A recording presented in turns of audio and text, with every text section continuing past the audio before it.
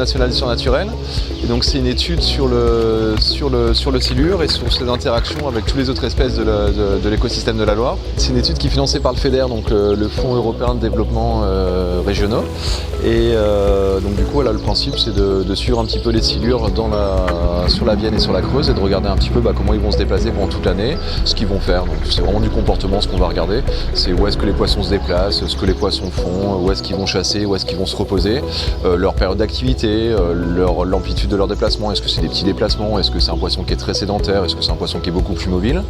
Et donc on va regarder un petit peu comment tout le monde côtoie et cohabite ensemble dans la même rivière.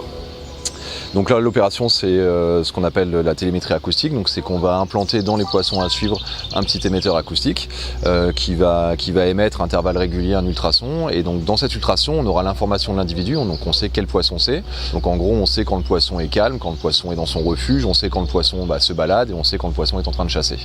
Donc voilà, donc c'est tout ça qui nous intéresse. Et donc ce qu'on fait, c'est une petite opération chirurgicale. Donc là, vous avez tout le matériel.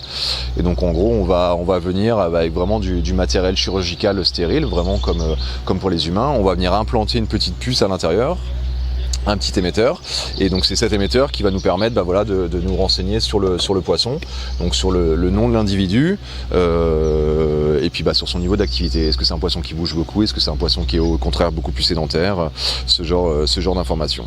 Et donc nous, après, dans la rivière, dans tout le milieu naturel, on a disposé plein de récepteurs, et donc à chaque fois qu'un de ces poissons qui est marqué va passer à côté d'un récepteur, et du coup ça sera enregistré et on saura nous précisément quel poisson est passé à quel endroit. Et ensuite, quand on va récupérer tous nos récepteurs sur la zone, on arrivera à retracer pendant un an, parce que ça, c'est des marques qui vont marcher pendant plus d'un an. Et donc pendant plus d'un an, on aura en temps réel le comportement, les déplacements, les mouvements du poisson. Donc on arrivera vraiment à retracer son histoire de vie de façon assez précise pendant plus d'un an. En fait, en France, c'est la réglementation. Dès qu'on touche un animal, on bascule dans le champ de ce qu'on appelle l'expérimentation animale. Et c'est très très contrôlé, et c'est tant mieux. Donc du coup, nous, on est tenu de respecter énormément de règles, ce qu'on appelle des règles du bien-être animal. Donc on a nous ce qu'on appelle un comité d'éthique. Donc le comité éthique, c'est lui qui nous dit si ce qu'on fait c'est éthique pour l'animal. On a aussi une cellule de suivi du bien-être animal. Donc voilà, là pour qui va traiter de toutes les questions sur le bien-être. En gros, est-ce que l'anesthésiant qu'on utilise est bien, est-ce qu'il n'est pas bien. Et ensuite on a l'autorisation du ministère. Donc le ministère de la Recherche qui nous dit si oui ou non on a le droit de faire cette étude. Voilà. Et donc nous en fait on va prendre toutes les mesures nécessaires pour réduire au maximum, pour augmenter au maximum le bien-être animal et donc pour réduire au maximum le stress. Donc à chaque fois qu'on va toucher un animal, par exemple, la première étape c'est l'anesthésie.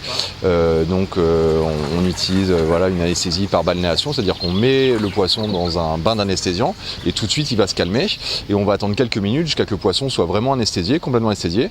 C'est-à-dire qu'il n'y aura plus de mouvement locomoteur, donc il ne va plus essayer de partir, il ne va plus essayer de s'enfuir et puis surtout tout ce qui va être nerveux va être un petit peu bloqué.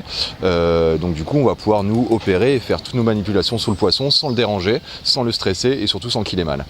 Donc toutes les opérations qu'on fait, donc surtout l'implantation de marque qui se fait avec une incision chirurgicale et une suture, du coup ça se fait complètement sous anesthésie générale et puis même tout le reste, tous les petits marquages, des pit tags, les marques externes, la biométrie pour pas stresser le poisson, même si c'est juste le mesurer et juste le peser, et on va le faire sous anesthésie générale aussi, de façon à ce que le poisson soit vraiment stressé au minimum.